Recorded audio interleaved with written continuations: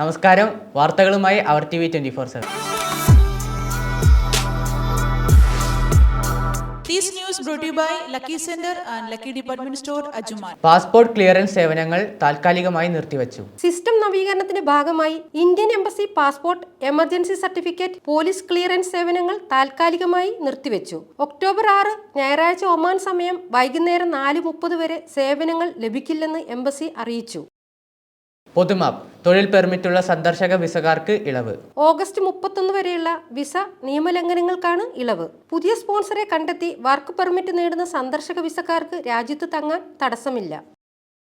മുഖ്യമന്ത്രിയുടെ ദുരിതാശ്വാസ നിധിയിലേക്ക് മത്സ്യഫെഡ് 41,47,485 രൂപ കൈമാറി. വിദ്യാർത്ഥികളിൽ നിന്ന് കൈക്കൂലി വാങ്ങി, അധ്യാപകന് തടവും പിഴയും. വിദ്യാർത്ഥികളിൽ നിന്ന് കൈക്കൂലി വാങ്ങിയ ബ്രിട്ടീഷ് അധ്യാപകന് 3 വർഷം തടവും 5000 ദിർഹം പിഴയും ശിക്ഷ വിധിച്ചു. അബുദാബി ഫെഡറൽ അപ്പീൽ കോടതിയിലാണ് ശിക്ഷ വിധിച്ചത്.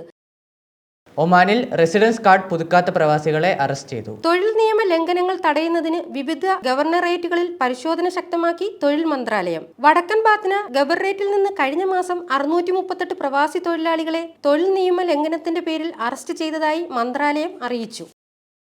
ആകാശവാണി മുൻ വാർത്താ അവതാരകൻ M. രാമചന്ദ്രൻ അന്തരിച്ചു. വ്യത്യസ്തമായ അവതരണ ശൈലിയിലൂടെ ജനഹൃദയങ്ങളിൽ ഇടം നേടിയ ആകാശവാണിയിലെ വാർത്താ അവതാരകനായിരുന്ന M. രാമചന്ദ്രൻ അന്തരിച്ചു. വാർത്തകളെ ജനകീയമാക്കുന്നതിൽ വലിയ പങ്കുവഹിച്ചു. രാമചന്ദ്രൻ അവതരിപ്പിച്ച കൗതുക വാർത്തകൾ ഏറെ ശ്രദ്ധേയമായിരുന്നു. ജർമ്മനിയിൽ മലയാളി യുവാവ് കുത്തേറ്റ് മരിച്ചു. ഒക്ടോബർ 1 മുതൽ ബെർലിനിൽ നിന്നും കാണാതായ ആദം ജോസഫ് കാബുമുക്കത്ത് എന്ന മലയാളി വിദ്യാർത്ഥിയെ കുത്തേറ്റ് മരിച്ചതായി കണ്ടെത്തി. ബെർലിൻ ആൻഡൻ യൂണിവേഴ്സിറ്റിയിൽ സൈബർ സെക്യൂരിറ്റിയിൽ മാസ്റ്റേഴ്സ് വിദ്യാർത്ഥിയായിരുന്നു. ഇനി സ്പോർട്സ് ന്യൂസ്. നിദ ടെന്നീസ് ടൂർണമെന്റിന് ആതിഥേയത്വം വഹിക്കാനൊരുങ്ങി റിയാദ്. ആദ്യത്തെ പ്രൊഫഷണൽ വനിതാ ടെന്നീസ് ടൂർണമെന്റിന് ആതിഥേയത്വം വഹിക്കാനുള്ള ഒരുക്കത്തിൽ റിയാദ്. ബ്രൂണോ ഫെർണാണ്ടസിന് വീണ്ടും ചുവപ്പ് കാർഡ്. തോൽവിയുടെ വക്കിൽ നിന്ന് സമനില പിടിച്ച് യുണൈറ്റഡ്. കോച്ച് ശ്രീജേഷ് നാളെ ചുമതലയേൽക്കും. ഹോക്കി ഇന്ത്യ ലീഗിൽ ഡൽഹി ടീമിന്റെ ഡയറക്ടർ മെന്റർ പദവികളിലും ശ്രീ. താരമായി തനുഷ്. 27 വർഷത്തിന് ശേഷം മുംബൈക്ക് ഇറാനി കപ്പ്. കനത്ത തോൽവിയോടെ 2020 ലോകകപ്പിന് തുടക്കമിട്ട് ഇന്ത്യ. കിവീസിനോട് 58 റൺസിന് തോറ്റു. രഞ്ജി ട്രോഫിയിൽ ആദ്യ മത്സരത്തിനുള്ള കേരള ടീമിനെ പ്രഖ്യാപിച്ചു. സച്ചിൻ ബേബി ക്യാപ്റ്റൻ, സഞ്ജു ഇല്ല.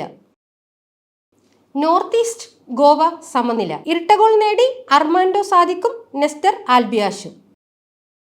ഇന്നത്തെ വാർത്തകൾ അവസാനിക്കുന്നു. വാർത്തകളും വിശേഷങ്ങളുമായി വീണ്ടും നാളെ കാണാം. This news brought to you by Lucky Center and Lucky Department Store, Ajjuman.